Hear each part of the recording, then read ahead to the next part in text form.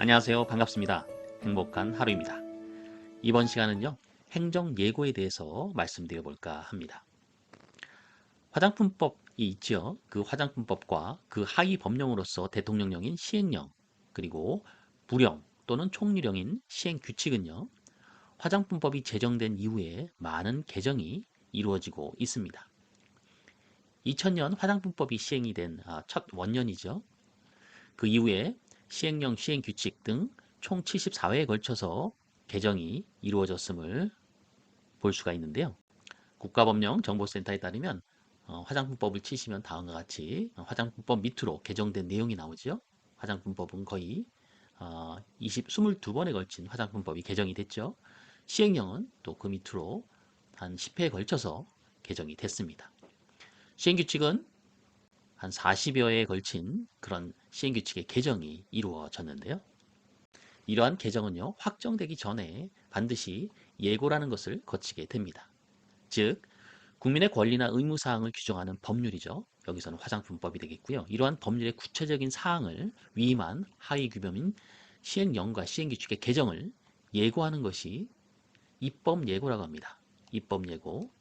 그에 반해서 행정기관, 즉 화장품에 있어서는 식품의약품안전처가 되겠죠. 이러한 행정청의 내부에서 직무 수행이나 업무 처리 기준을 제시할 목적으로 제정하는 것이 바로 행정규칙인데요. 식약처 고시 또한 행정규칙에 해당이 됩니다. 화장품 관련 식약처 고시만 해도 무려 26가지 정도에 달하는데요. 식약처 고시 또한 화장품법 시행령, 시행규칙의 개정에 따라 관련 개정이 이루어지게 됩니다. 그리고 고시에 대한 개정이 확정되기 전에 또한 예고를 하게 되는데요. 이러한 예고는 행정예고라고 합니다. 자, 이번 시간은요. 식약처 고시 중에 화장품 사용 시의 주의사항 및 알레르기 유발 성분 표시에 관한 규정이 있죠. 이것의 행정예고가 공지되어서 이에 대한 내용을 살펴볼까 합니다. 이번 예고의 주요 내용 중에는요. 화장법 시행규칙 별표 3, 화장품 유형과 사용 시 주의사항에 대한 내용이 있죠. 그 내용이 본 고시로 위임되는 사항이 포함되어 있다는데요. 흔치 않은 일입니다. 굉장히 이례적인 일이죠. 그래서 더욱더 관심이 갑니다. 사실 입법예고나 행정예고는 그 개정안이 거의 확정될 가능성이 높습니다. 하지만 일부의 개정안이 변경될 수도 있기 때문에 가능한 한 미리 말씀 안 드리는 것이 저의 생각인데요. 그럼에도 불구하고 이번 시간에 말씀드리는 이유는요. 바로 5회 시험이 3월 5일자 앞으로 다가왔지요. 그래서 3월 5일 직전에 확정이 되면은 굉장히 혼란스러울 것 같습니다. 그래서 미리 말씀을 드리는 것이니까 참조 바라고요. 여하튼 이러한 부분들이 변경이 되는구나 하고 학습하는 차원에서 말씀을 드리고요. 2월 중에 혹시나 개정이 확정 발표되면 다시 한번 말씀을 드리도록 하겠습니다. 그럼 먼저 화장법 시행규칙 별표 3의 화장품 유형과 사용 시 주의사항 부분을 잠시 살펴보도록 하겠습니다. 화장품 유형은 13가지로 나누죠. 그 유형에 따라서 생산실적 보고도 하게 되고요. 여기 13가지 유형들 한번 쓱 넘어가면서 보도록 하겠습니다. 감옥에 만 3세 이하의 영유아용 제품류, 영유아는 3세 기준이죠. 만 3세 이하. 거기엔 5가지의 제품군이 또 포함되어 있습니다. 남옥에는 목욕용 제품류죠. 그리고 다목에는 인체 세정용 제품류입니다. 시험에도 많이 출제가 될 수 있는 그런 유형 중에 하나죠. 여기에는 화장 비누가 포함되어 있죠. 화장 비누는 2019년 화장품으로 새롭게 전환된 제품 중에 하나죠. 화장 비누는 고체 형태의 세안용 비누이다 라고 되어 있죠. 또 외음부 세정제가 있고요. 이번에 사용시 주의사항에 새롭게 개정이 될 예정 중에 하나인 그러한 제품군 중에 하나입니다. 물휴지도 있습니다. 그리고 라목은 눈 화장용 제품류 해서 6가지의 부분으로 나눠져 있습니다. 다 아이가 붙죠. 눈, 그 중에 마스카라는 아이가 빠져 있지만 당연히 눈 화장용 제품류로 인지할 수가 있을 거고요. 방향용 제품류 있습니다. 방향용 제품류는 얼마 전에 이 제품 중에 하나 향낭, 여기서 향주머니가 포함이 되었죠. 또 코롱류도 포함이 되고요. 두발 염색용 제품류도 있습니다. 여기에는 연모제, 탈염 탈색용 제품들이 포함되어 있어서 두발 색상에 변화를 주는 그런 기능성 화장품군에 관련이 있는 제품군입니다.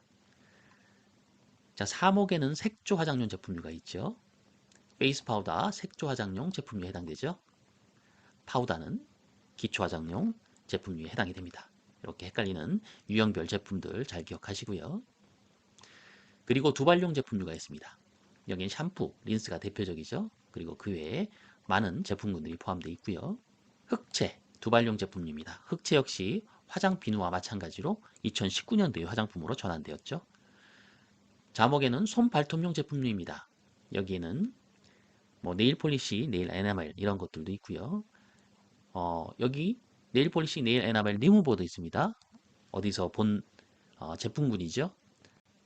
화장법 재구조, 안전용기 포장과 관련된 내용 기억하셔야 되겠죠. 아세톤을 함유한 네일 폴리시, 네일 에나멜 리무버, 안전용기 포장 대상의 제품군입니다.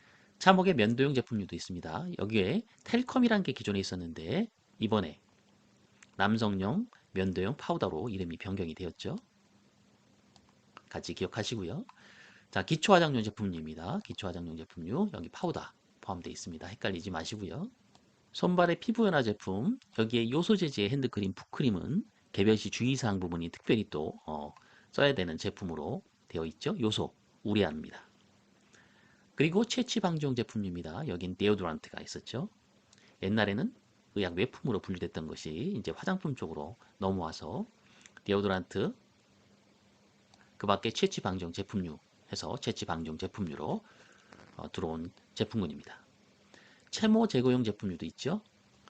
여기에는 제모제와 제모왁스가 있는데요. 여기 제모왁스, 화장비누, 그리고 흑채와 마찬가지로 2019년도에 화장품으로 새롭게 전환된 품목입니다. 제모왁스는 물리적인 제모제의 형태를 띠게 되죠. 화학적인 제모제인 여기 제모제와 달리 이 제모왁스는 기능성 화장품군의 제품으로 활용이 될 수가 없습니다. 이유는 물리적인 형태로 제모를 하는 것이기 때문이죠. 그리고 두 번째가 사용 시 주의사항인데요. 여기에는 공통사항, 즉 앞에 있는 13가지 유형에 공통적으로 적어야 되는 사용 시 주의사항과 그리고 유형별로 특별히 개별적으로 써야 되는 개별 사항이 있습니다. 하나하나 읽지는 않겠고요. 개별 사항에는 다음과 같이 쭉 나와 있죠.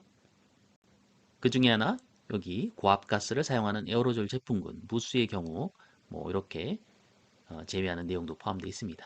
그리고 또 보관 및 취급상 주의사항 부분에 세부적으로 이렇게 엄청나게 많은 주의사항을 써야 되고요.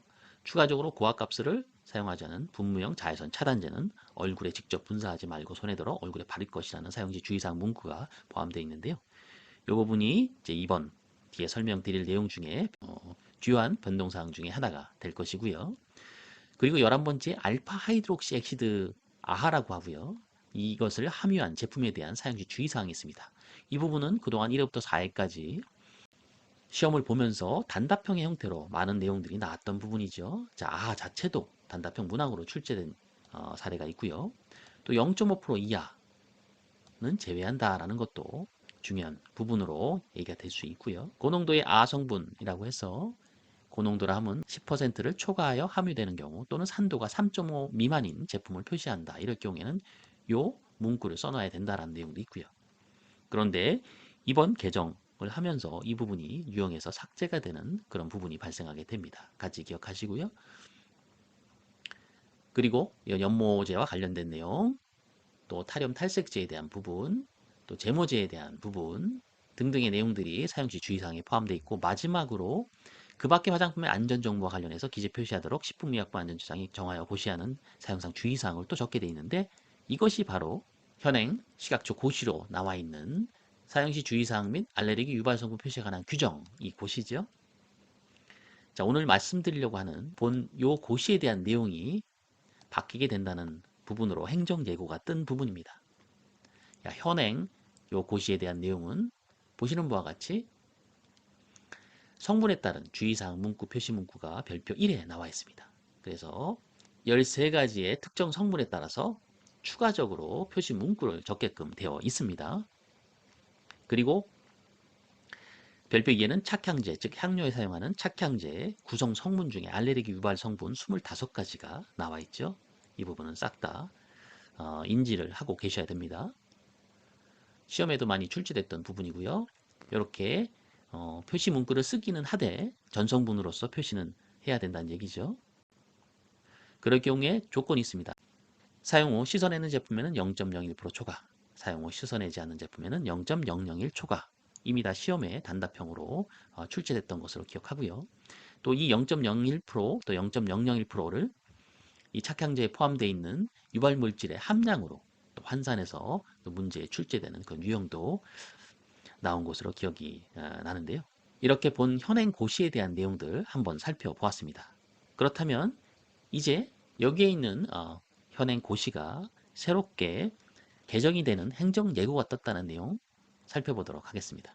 2022년 1월 21일자로 식약처에서 새로운 공고, 즉 행정예고가 나오는데요.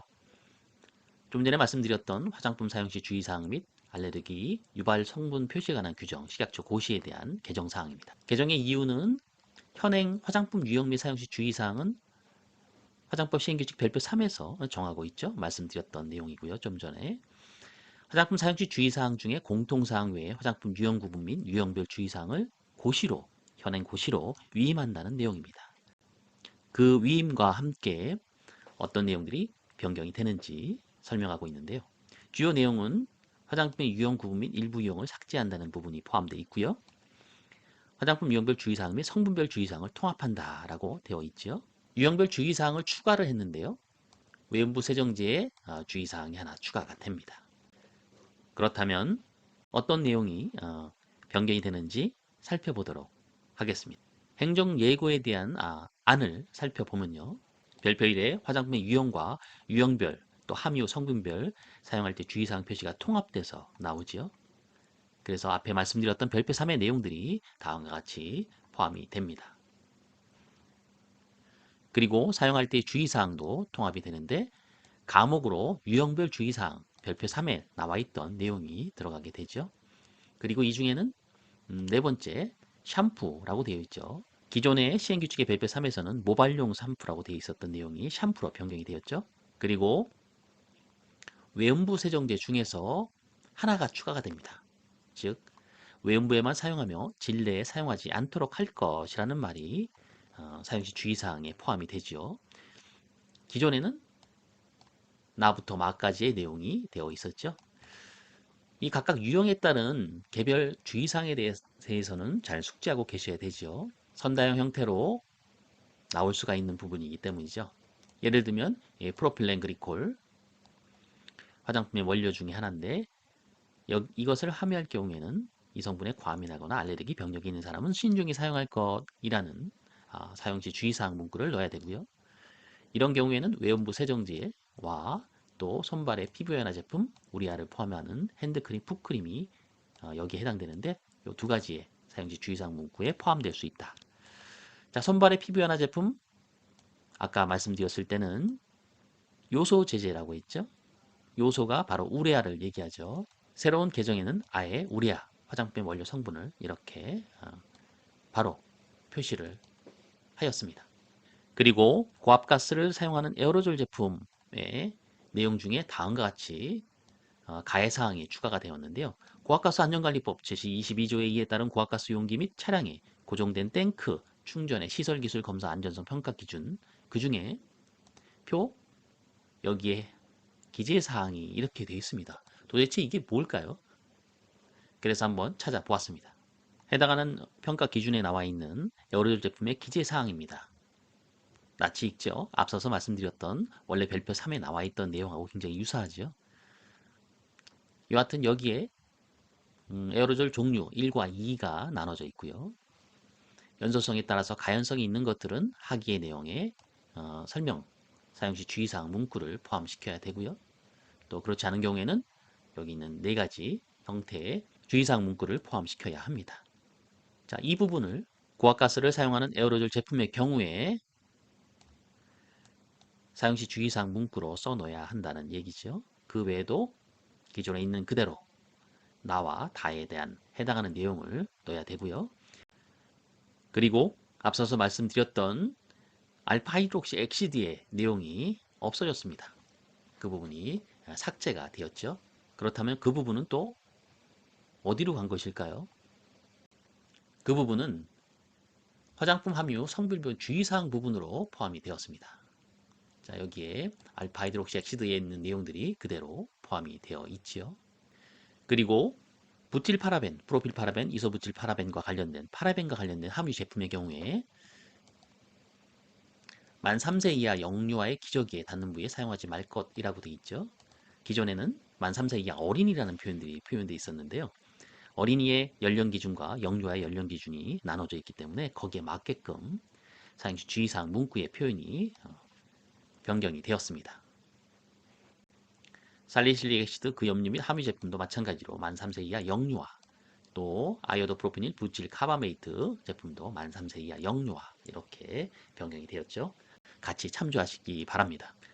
이번 시간은요, 시각적 고시, 화장품 사용 시 주의사항 및 알레르기 유발 성분 표시에 관한 규정에 대한 행정예고의 세부적인 내용들을 살펴보았습니다. 현행 화장법 시행규칙 별표 3의 내용이 위임이 되는 부분들과 또 일부 유형이 삭제되는 것, 그리고 유형별 주의사항 중에 일부 변경되는 개정 내용들, 성분별 주의사항 통합되는 내용들 전체적으로 살펴보았습니다. 자, 이 부분이 이제 확정이 조만간 될 텐데요. 확정이 되면 반드시 확인해야 될 것은 오늘 말씀드린 이런 개정안의 내용과 확정된 부분이 같은지를 반드시 보셔야 할 것입니다. 이 부분을 같이 보면서 시험 전에 확정이 된다면은 다시 한번 설명의 기회를 갖도록 하겠습니다. 시험 전에 확정이 안 된다면 현행대로 시험을 준비하셔야 되겠죠. 자, 이 부분 같이 참조하시고요. 기억하시면서 오늘 이 시간 마칠까 합니다. 청취해 주셔서 감사합니다.